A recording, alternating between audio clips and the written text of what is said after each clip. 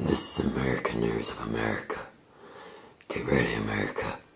It's coming. Starring Matt Weisenbarger, Corbin Walker, and Troas McWilliams. Hello, America. Here today we have a breaking story on the Articles of Confederation. After independence from Great Britain was declared, the United Colonies needed to form a new confederation to govern and conduct war against England. The Second Continental Congress passed the Articles of Confederation on November 15, 1777.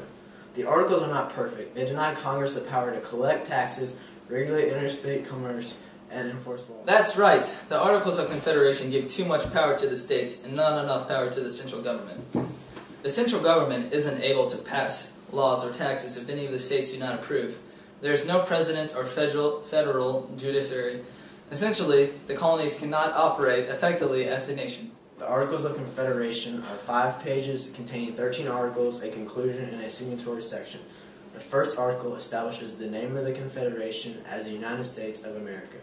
The second article asserts the equality of the separate states with the Confederation government, which means each state retains its sovereignty, freedom, and independence, with every power, jurisdiction, and right which is not by this Confederation expressly delegated. The third article establishes the United States as a new nation, a sovereign union, and sovereign states, united for a common defense, the security of liberties, and mutual and general welfare, building themselves to assist each other against all force offered to or attacks made upon them. The fourth article establishes freedom of movement.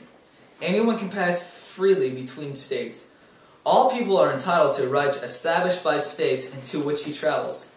If a crime is committed in one state, the perpetrator flees to another state. He will be extradited to and tried in the state in which the crime was committed.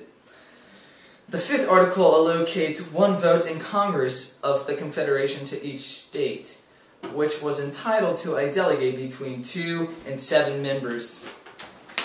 Members of Congress were appointed by state legislators. Individuals cannot serve more than 3 out of 6 years. The sixth article states that only central government is allowed to conduct foreign relations and declare war.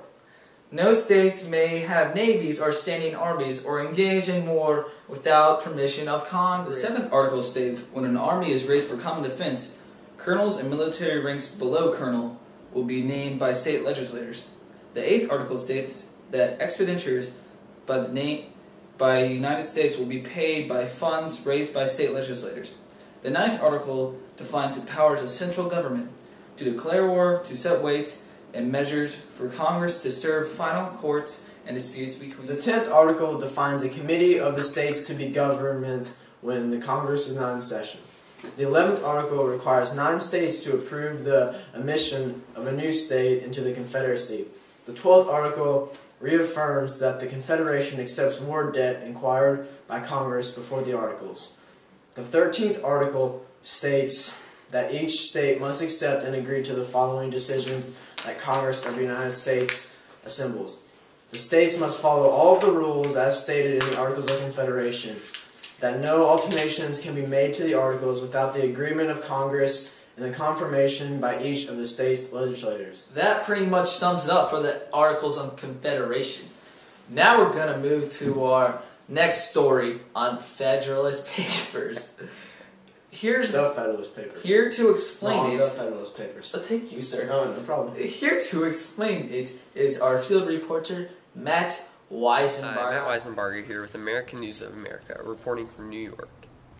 Today I will be discussing the Federalist Papers and the effect they have on the New York public. The Federalist Papers are a compilation of 85 essays that were created with the intent to sway New York voters to ratify the Constitution. There are 3 writers of the essays that made the Federalist Papers, and they were Alexander Hamilton, John Jay, and James Madison. They were all very, very important people to America. Alexander Hamilton contributed the most essays, with 51. He was born a British subject on the island of Nevis in the West Indies. He was a very influential writer and collaborated with James Madison on a few of his essays. Alexander Hamilton went to King's College in New York City and graduated with a Bachelor of Arts degree in just 1 year. John Jay did not write as many essays, with only 5 of them.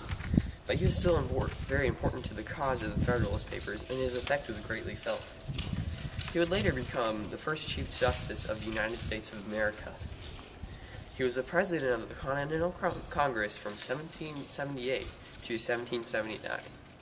He was born into a wealthy family in New York City, and would also go on to graduate from King's College. This leads me to the last author of Federalist Papers, James Madison. James Madison was the fourth President of the United States of America. To encourage the ratification of the Constitution, Madison joined Alexander Hamilton and John Jay to write the Federalist Papers in 1787 and 1788.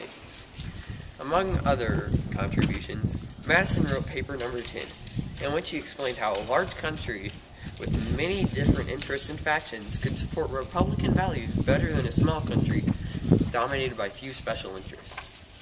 His interpretation was largely ignored at the time, but in the 20th century became a central part of the pluralist interpretation of American politics.